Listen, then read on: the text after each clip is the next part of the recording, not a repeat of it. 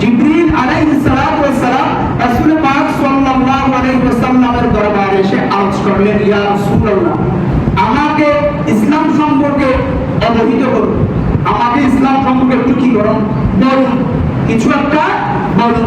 রাসূল পাক সাল্লাল্লাহু আলাইহি ওয়াসাল্লাম তখন বললেন, ইসলাম হলো সাক্ষ্য দেওয়া যে আল্লাহ তাআলা ব্যতীত কোনো মাবুদ, কোনো ইলাহ, কোনো উপাস্য নাই।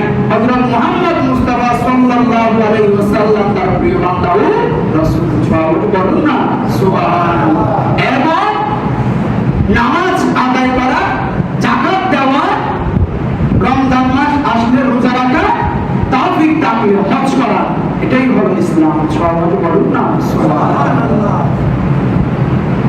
জিবরিল আলাইহিস সালাতু ওয়াস সালাম আবার প্রশ্ন করলেন, ইয়া রাসূলুল্লাহ, আমাকে একটু ঈমান সম্পর্কে অবহিত করুন, ঈমান সম্পর্কে আমাকে একটু বলুন। তখন তিনি বললেন, আল্লাহর প্রতি ঈমান আনা, ফেরেশতাগণের প্রতি ঈমান আনা, কিতাবগুলোর উপর ঈমান আনা, তাকদীরের বারমন্তের প্রতি ঈমান আনা এবং আখিরাতের প্রতি ঈমান আনা, এটাই হলো ঈমান। সবাই বলুন না সুবহানাল্লাহ। ঈমান হলো কি? আল্লাহর প্রতি কি করতে হবে? ঈমান আনতে হবে। আল্লাহ তাআলা যে কতগুলো ফেরেশতা তৈরি করেছে, ফেরেশতা রয়েছে, ওগুলোর প্রতি ঈমান আনতে হবে। আল্লাহর যে অসংখ্য নবী রাসূল রয়েছে, তাদের উপর কি করতে হবে? ঈমান আনতে হবে। এদের উপর যে কিতাব নাযিল হয়েছে, আমার নবীর উপর যেমন কুরআন নাযিল হয়েছে, এক এক নবীর উপর এরকম এক একটা কিতাব কি হয়েছে, নাযিল হয়েছে। কিতাবগুলোর উপর ঈমান আনতে হবে, পরকালের প্রতি ঈমান আনতে হবে, তাকদীরের বারমন্তের প্রতি, অর্থাৎ আমাদের মধ্যে যা কিছু ঘটে, ভালো খারাপ সবকিছু মহান আল্লাহ তাআলার পক্ষ থেকে ঘটে, এগুলোর প্রতি কি করতে হবে? ঈমান আনতে হবে। এটাই হলো ঈমান। সবাই বলুন না সুবহানাল্লাহ। জিবরিল আলাইহিস সালাতু ওয়াস সালাম আবার প্রশ্ন করলেন, ইয়া রাসূলুল্লাহ, আবার আরজ করলেন, ইয়া রাসূলুল্লাহ, আমাকে একটু ইহসান সম্পর্কে অবহিত করুন, একটু বলুন।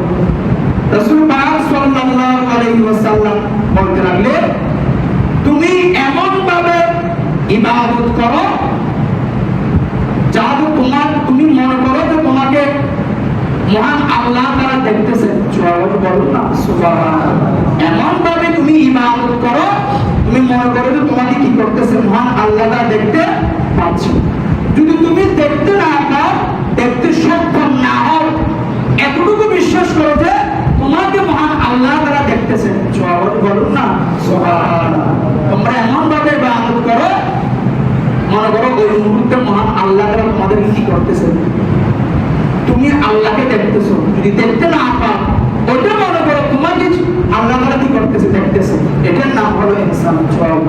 তো বলুন না সুবহানাল্লাহ। অতএব আজ থেকে ইবাদত করার সময় মসজিদে যখন আসবে, যেখানে ইবাদত করে সেখানে ইবাদত শুধু ইবাদত না, যে কোনো ভালো কাজের মধ্যে আমাদের বিশ্বাস রাখতে হবে, ঈমান রাখতে হবে, এই মুহূর্তে আল্লাহ আমাকে কি করতেছে, দেখতেছে।